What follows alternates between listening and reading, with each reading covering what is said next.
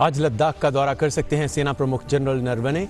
भारत चीन के बीच सीमा विवाद से जुड़े गतिरोध पर जमीनी हकीकत का करेंगे मुआयना। दिल्ली में सेना की कमांडर कॉन्फ्रेंस।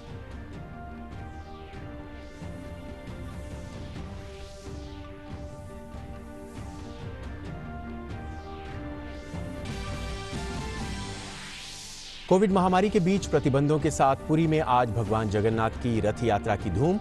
गुजरात हाईकोर्ट के आदेश के बाद अहमदाबाद में भी निकली रथ यात्रा। राष्ट्रपति, उपराष्ट्रपति और प्रधानमंत्री ने दी शुभकामनाएं।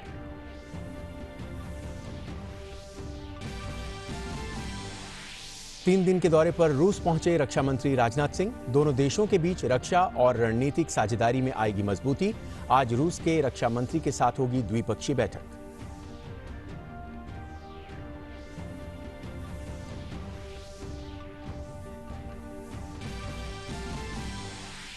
रूस और चीन के साथ भारत की आज होगी त्रिपक्षीय वर्चुअल बैठक। विदेश मंत्री एस जयशंकर होंगे बैठक में शामिल।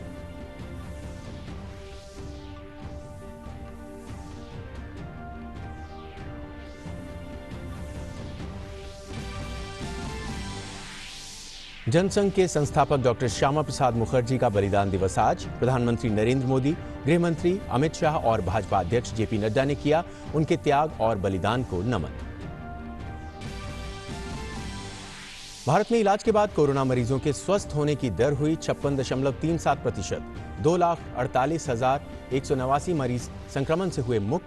सक्रिय मामलों की संख्या 1,78,014, जबकि 14,011 लोगों की मौत।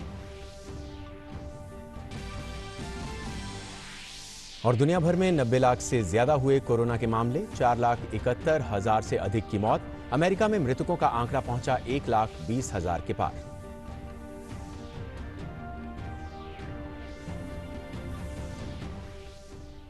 नमस्कार और अब देखते हैं समाचार विस्तार से।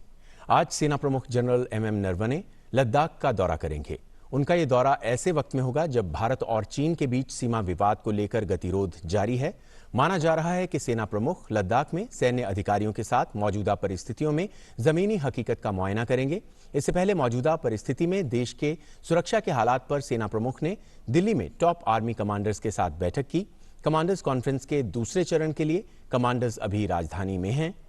इसमें चीन और पाकिस्तान सीमा यानी उत्तरी और पश्चिमी दोनों मोर्चों पर ऑपरेशनल हालात की समीक्षा की जा रही है और सुरक्षा को चाक चौबंद बनाने के लिए रणनीति पर चर्चा की जा रही है। इसके अलावा कल चुशुल मोल्डो में कोर कमांडर स्तर की बातचीत हुई। सीमा विवाद के मद्देनजर सुरक्षा बलों को पूर्वी लद्दाख और अन्य सेक्टर में चीन के किसी भी दुस्साहस का मुंह तोड़ जवाब देने के लिए पूरी तरह से तैयार रहने को कहा गया है।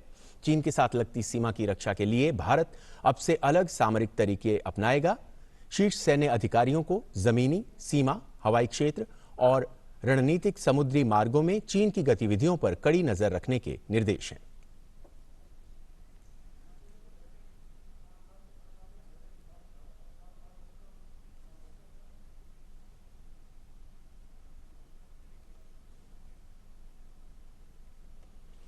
तो आज सेना प्रमुख जनरल एमएम नरवणे लद्दाख का दौरा करेंगे।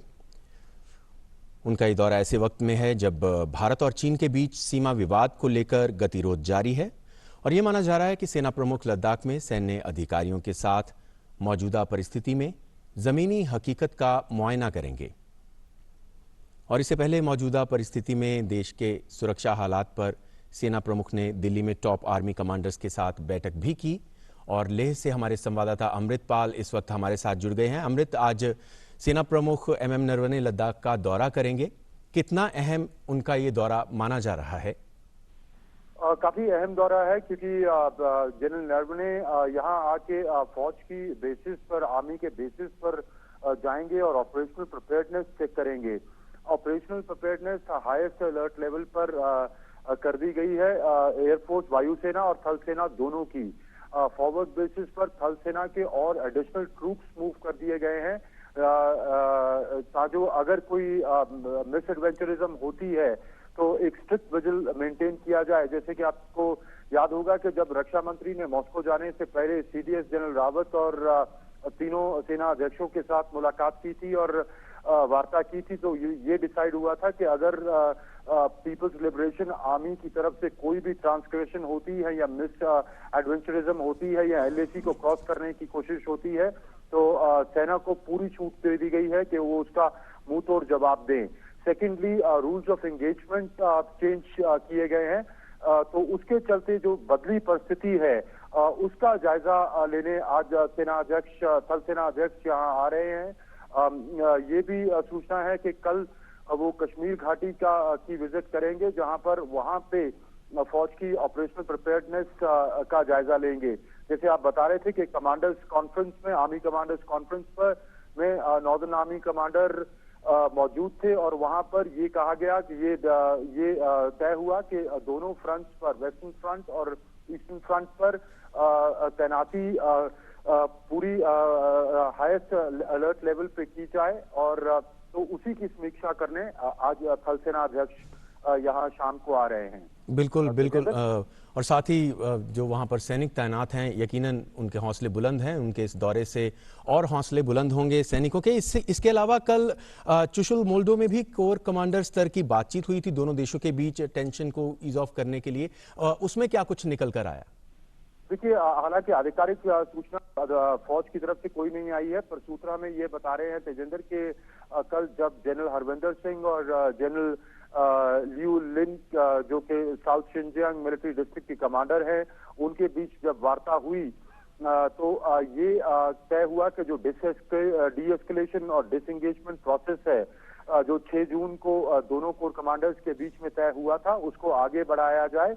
और भारत ने ये भी क्लियर किया कि चीनी फौजें स्टेटस को एंटी मेंटेन करें, अपनी उन पोजीशंस पर वापस जाएं जो मई 2 से पहले पोजीशंस थी, और एक रोड मैप भारत को दिया जाए। ये बड़ी अहम बैठक थी जो करीब 10 घंटे चली। वो थोड़ा अनयूजुअल था क्योंकि इस तरह की बैठकें इतनी लंबी नहीं चलती। ये दूसरा दौर था उस बैठक का। पहला दौर जैसे कि मैंने कहा कि 6 जून को था, तो एक तो जहां 6 जून में जो तय हुआ था उसको आगे कैसे बढ़ाया जाए वो बात हुई। दूसरा, इंडिया ने सॉलम अश्योरेंसेस मांगी पीपल्स लिबरेशन आर्मी की तरफ से कि 14-15 जून को जो वाकया गुजरा, दर्दनाक वाकया गुजरा, वैसा वाकया दोबारा ना गुजरे, और जो डिसएंगेजमेंट प्रोसेस तय हुआ था उसके तहत वो डिसएंगेजमेंट की जाए।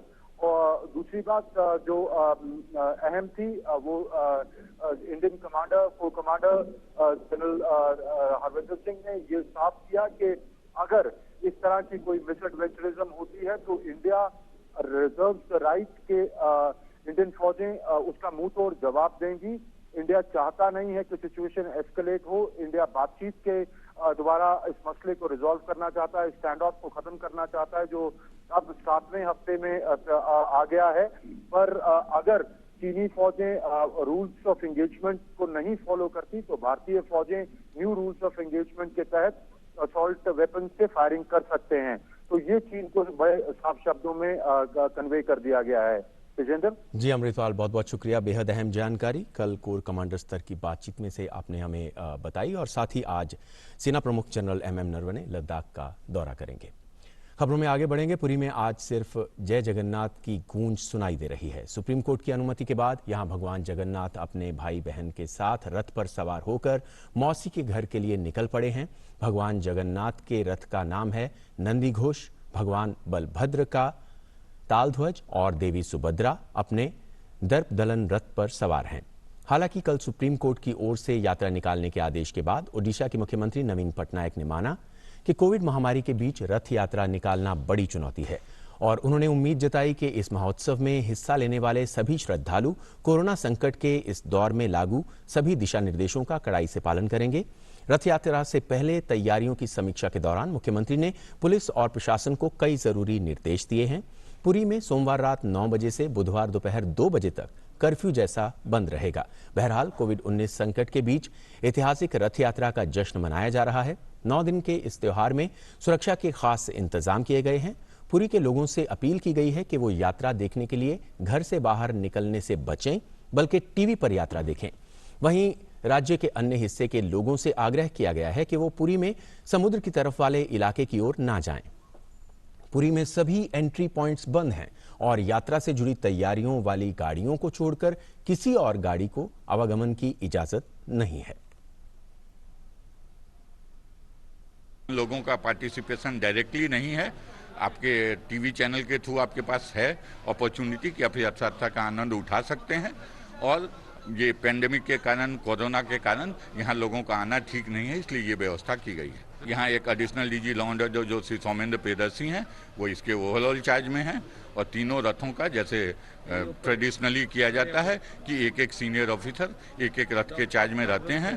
तो डीआईजी यहाँ के जो सेंट्रल रेंज के डीआईजी हैं आशीष, वो चार्ज में हैं जगन्नाथ रथ के, और बाकी दोनों रथों के चार्ज में हैं एसपी यहाँ के जो पूरी के एसपी हैं।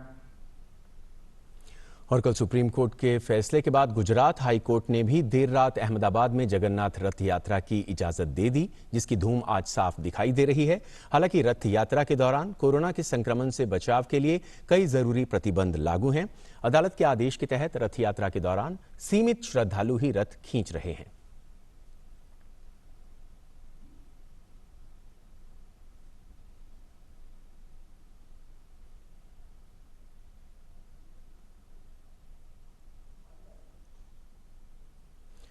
और इस पर और अधिक बात के लिए रिजवाना अख्तर जगन्नाथपुरी से हमारे साथ जुड़ गई हैं। रिजवाना, किस तरह से जगन्नाथपुरी में जय जगन्नाथ की गूंज सुनाई दे रही है और बेहद अहम इंतजाम किए गए हैं कल सुप्रीम कोर्ट के ऑर्डर के बाद, जिस तरीके से केंद्र सरकार, राज्य सरकार और मंदिर के जो लोग हैं उन्होंने कहा था, आश्वस्त किया था कि पूरा ध्यान रखा जाएगा कि कोविड-19 से बचाव के सभी तरीके अपनाए जाएं।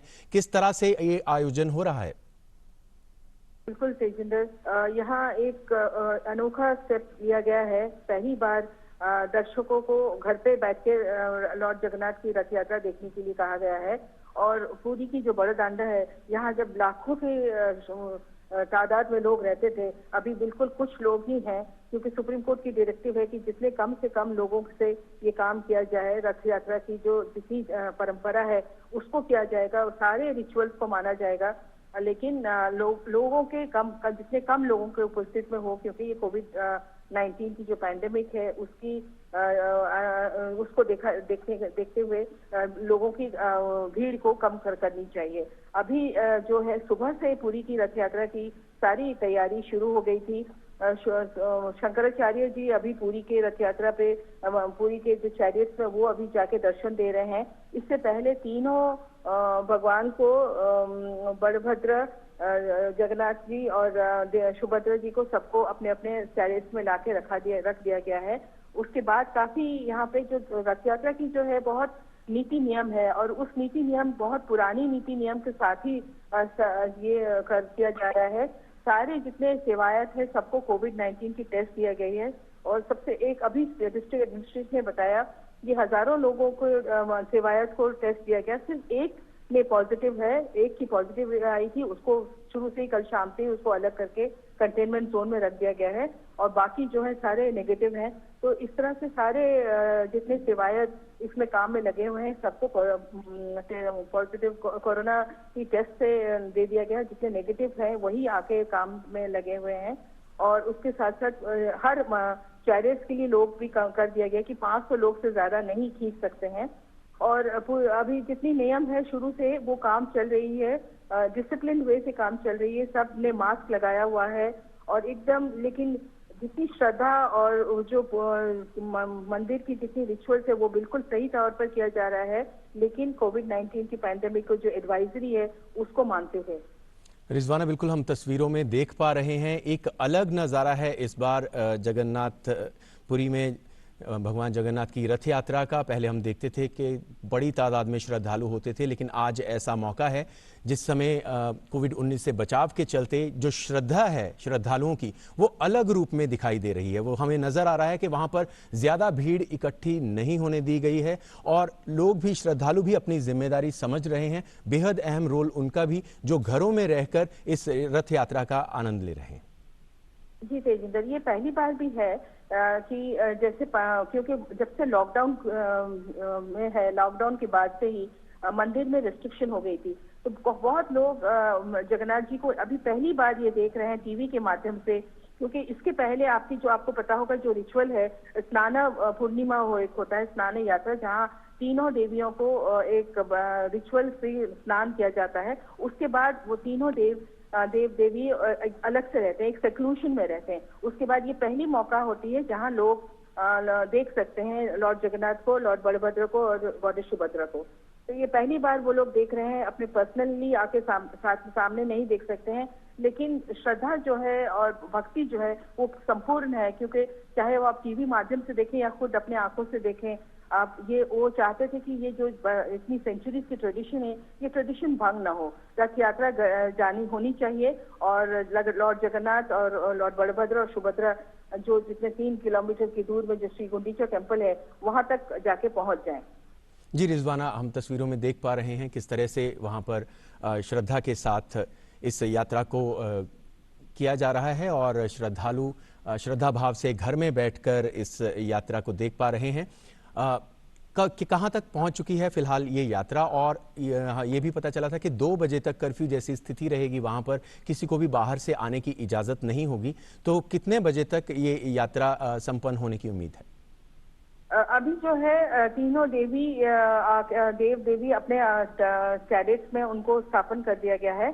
तो इसके बाद अब थोड़ी रस्म बाकी है, जो रिचुअल्स है। उसके बाद करीब 12 बजे का समय दिया गया है। उस टाइम में चैरिट्स को खींचना शुरू होगा।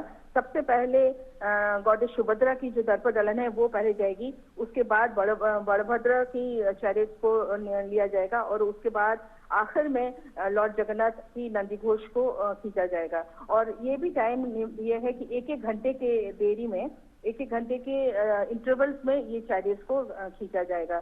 लगभग डिस्ट्रिक्ट एडमिनिस्ट्रेशन ने शेड्यूल जो बनाया है वो 12 बजे से ये चैरिट का सिलसिला शुरू होगा, चैरिट को जो खींच के लेके जाने का सिलसिला। जी रिजवाना, बहुत बहुत शुक्रिया इस जानकारी को हम तक पहुंचाने के लिए।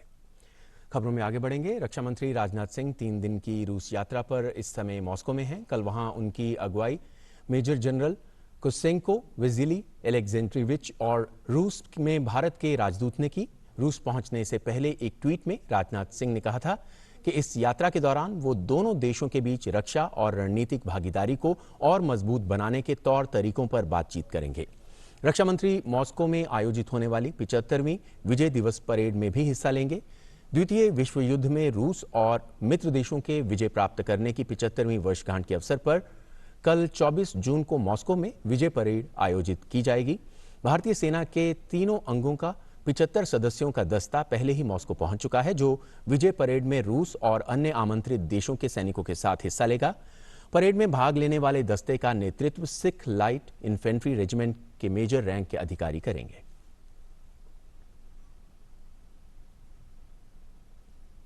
भारत और चीन के बीच वास्तविक नियंत्रण रेखा पर जारी तनाव के बीच भारत, चीन और रूस के बीच त्रिपक्षीय वार्ता आज दोपहर 1:30 बजे होगी।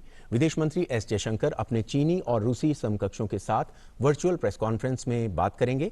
गलवान घाटी की घटना के बाद भारत और चीन के विदेश मंत्री पहली बार आमने सामने होंगे। ये बातचीत तब होनी है जब रक्षा मंत्री राजनाथ सिंह सोमवार से रूस के 3 दिवसीय दौरे पर हैं। ये तीनों देशों को एक साथ आने का बेहतर अवसर है।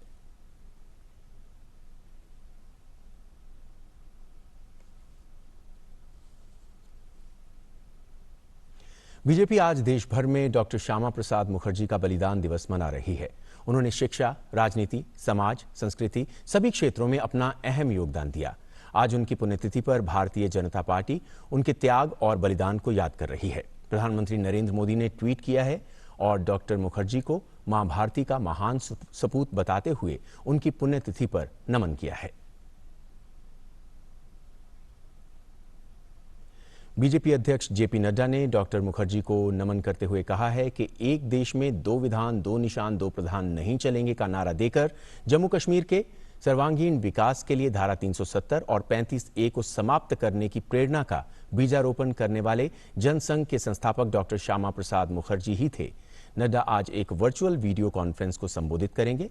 गृह मंत्री और भाजपा के वरिष्ठ नेता अमित शाह ने डॉक्टर मुखर्जी के तप और संघर्ष को याद किया और लिखा कि भारत की एकता और अखंडता के अप्रतिम नायक डॉक्टर मुखर्जी ने न केवल स्वतंत्रता से पहले देश के लिए संघर्ष किया, बल्कि स्वतंत्रता के बाद भी देश की एकजुटता के लिए अपने प्राणों को आहूत कर दिया। बंगाल, पंजाब और कश्मीर को भारत का अभिन्न अंग बनाए रखने के लिए उनका तप और संघर्ष वंदनीय है। डॉक्टर मुखर्जी ने देश और देशवासियों के हितों से समझौता ना करते हुए सरकार से इस्तीफा देने में भी क्षण भर नहीं लगाया। राष्ट्र व विचारधारा समर्पित उनका जीवन मेरे जैसे करोड़ों कार्यकर्ताओं और देशवासियों को सदैव प्रेरित करता रहेगा। और इस पर और बात करने के लिए दिल्ली से हमारे संवाददाता राजेश राज हमारे साथ जुड़ गए हैं। राजेश, किस तरह के कार्यक्रम आज बीजेपी द्वारा आयोजित किए जा रहे हैं देश भर में डॉक्टर श्यामा प्रसाद मुखर्जी के बलिदान दिवस के मौके पर? देखिए, सबसे पहले जो है वो आज भी 11 बजे भारतीय जनता पार्टी के जो राष्ट्रीय अध्यक्ष हैं जेपी नड्डा, वो डॉक्टर श्यामा प्रसाद मुखर्जी को भारतीय जनता पार्टी का जो मुख्य दफ्तर है दीनदयाल उपाध्याय मार्ग नई दिल्ली में, वहां पर उनकी जो प्रतिमा लगाई गई है उस प्रतिमा पर पुष्पांजलि करके उन्हें श्रद्धांजलि अर्पित करेंगे। और उसके बाद शाम 6 बजे उनकी एक जो श्यामा प्रसाद मुखर्जी जो भारतीय जनसंघ के संस्थापक रहे हैं, उनके ऊपर एक जो पुस्तक है वो लिखी गई है, उसका विमोचन दिल्ली बीजेपी दफ्तर पर शाम 6 बजे जेपी नड्डा करेंगे। और उसके बाद फिरोज शाह कोटला के बगल में जो शहीद पार्क है, वहां शहीद पार्क पर जाकर उनकी जो आदमकद प्रतिमा वहां पर बनी हुई है उस शहीद पार्क में, उस शहीद पार्क में जाकर जेपी नड्डा भारतीय जनता पार्टी के अध्यक्ष उनकी प्रतिमा पर माल्यार्पण करेंगे। और इस मौके पर भारतीय जनता पार्टी के जो कार्यकर्ता हैं, नेता हैं, वो मौजूद रहेंगे। और अभी 11 बजे भी जब भारतीय जनता पार्टी के अध्यक्ष जेपी नड्डा भारतीय जनता पार्टी दफ्तर पर जब उन्हें श्रद्धा सुमन अर्पित करने के लिए पहुंचेंगे, तो निश्चित तौर पर पार्टी के नेता और कार्यकर्ता इस मौके पर उपस्थित रहेंगे, ऐसी संभावना जताई जा रही है। राजेश, अगर उनके द्वारा दिए गए नारे का जिक्र कर लें, एक देश दो विधान दो निशान दो प्रधान नहीं चलेगा, आज के परिप्रेक्ष्य में अगर उनके योगदान को याद किया तो कैसे किया जाए, तो कैसे रेखांकित करेंगे इसे आप?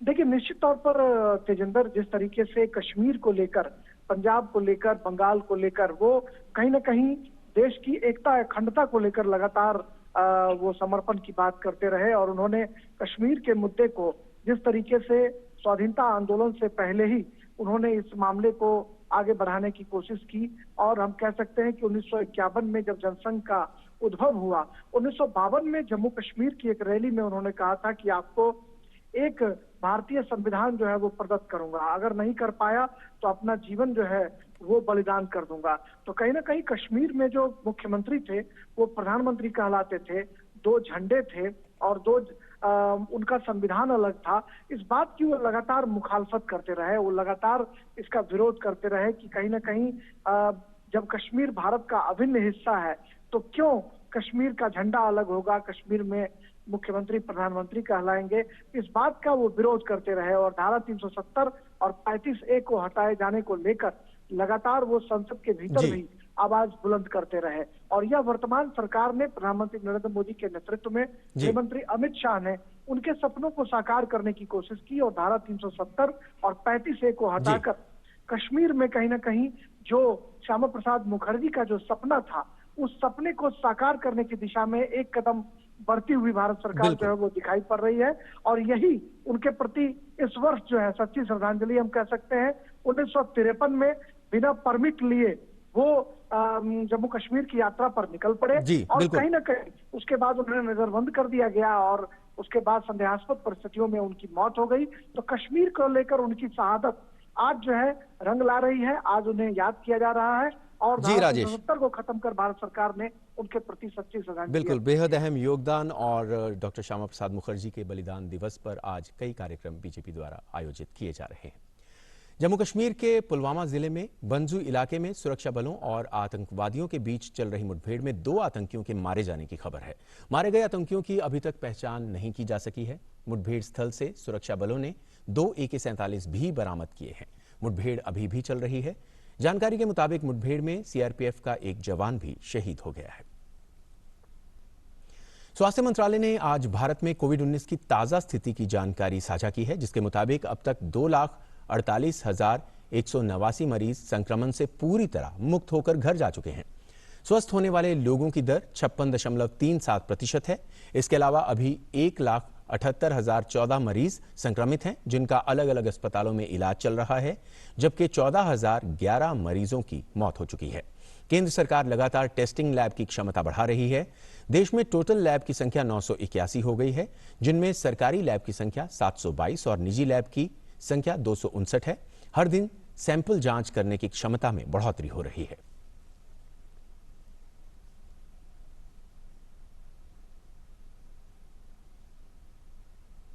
अमेरिका के राष्ट्रपति डोनाल्ड ट्रंप ने H-1B वीजा निलंबित कर दिया है। इससे बाहर से आने वाले खासकर आईटी प्रोफेशनल्स को बड़ा झटका लगा है। यह निलंबन साल के आखिर तक वैध रहेगा।